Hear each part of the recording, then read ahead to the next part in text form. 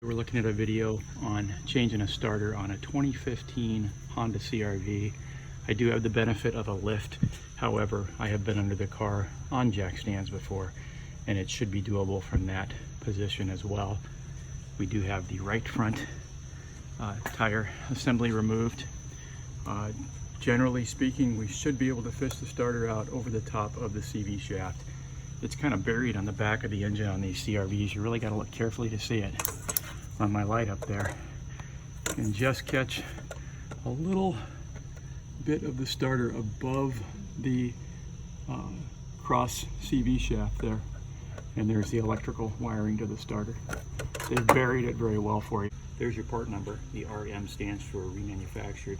The OEM part number is exactly the same without the RM. Look online. Several Honda dealers will sell at an online price. You should find it at about $265. Still very expensive as starters go, but the OEM reman price is about $399 and the OEM new is $499 as I recall. Here's a review of the tools that we used. You don't need a lot of sizes. It's a 10, 12, and 14. The long 1/4" drive setup we cobbled together made it easy to get the power nut off the power lead. You could use 3/8 drive as well.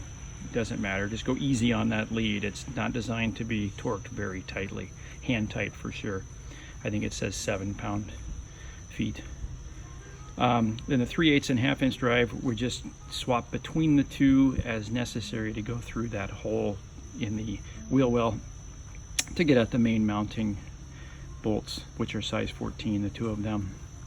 I will say in retrospect, one other tip I might have: when you get the starter kind of largely in place but not bolted on yet, take advantage of that minute while it still has some free play to it and get that power lead connected and get the 10mm nut, 12 actually, I'm sorry, threaded onto that. You'll appreciate the extra little bit of play you have. It's still a little bit of a bear, but easier to do then and easier to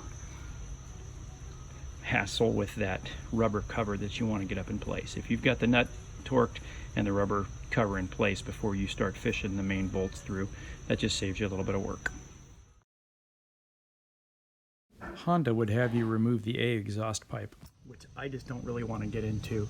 They also would have you remove that bracket you can see just there.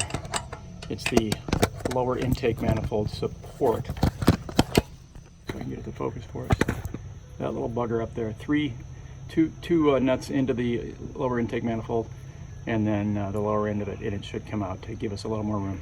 So we're coming from the right front wheel, going in over the top of the CV, and there we go. There's the back of the starter, and we're kind of looking through that intake manifold bracket. There's the bottom bolt for it, and then it goes up to the intake manifold. I'm going to pull that next. I found a little bit better way to light the assembly. I've got a LED bar light laying in there on top of the steering rack. So there's the back of the starter. Once again, we're looking through that kind of L-shaped bracket for the intake manifold. I'm going to go ahead and remove that. And now here's our view of the end of the starter. We're going to unplug the electrical connectors, and then on top there, underneath the rubber cover, the main power lead is a 12mm nut.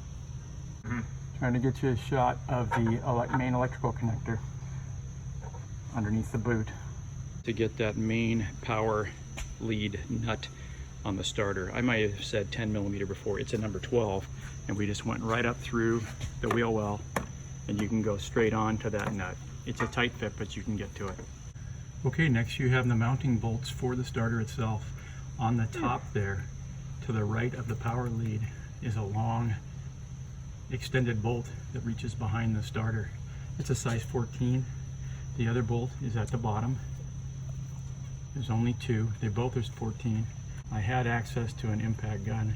I actually used an impact gun gently to break the top bolt. I was concerned about putting a lot of torsion on that extended bolt. The bottom bolt I broke by hand.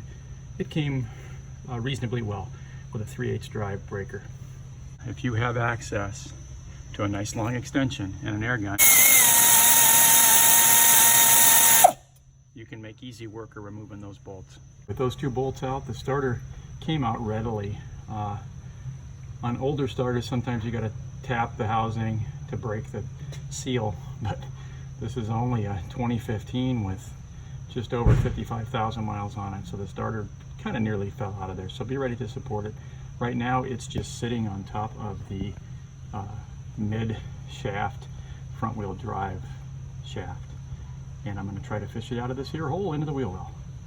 Okay, we've got the new starter just laying in there on the top of the mount for the steering. You can get it through that hole, but do not go straight for the starter position. Move it down on top of the rack, slide it past the studs and most of the intake manifold, and then put it up into place. Okay, the new starter is in place, and we went ahead and lowered the car and did a start check, and then once again disconnected the battery, of course. Getting the starter bolt started was a little bit tricky. One person reached through the wheel well here and kind of steadied the starter, and the other person used their fingertips to start the mounting nuts in place. The bottom one was particularly difficult because of the drive shaft in the way, but if you can put a socket on an extension and use that to get it started, be sure and do a lot of turns hand tight to make sure you've not cross-threaded anything. The top one similarly was tough. I pretty much put it in the end of an impact socket with a little bit of an extension on it. Felt around back there. It started readily. Once again, a lot of turns before I put any kind of a tool on it. Now you're ready to replace that intake manifold bracket. Place it over the studs in the intake manifold, then against the engine body, and insert that bolt. Tighten all till they're snug. Thanks for watching. I hope this helps if you have to change the starter on your 2015 CRV.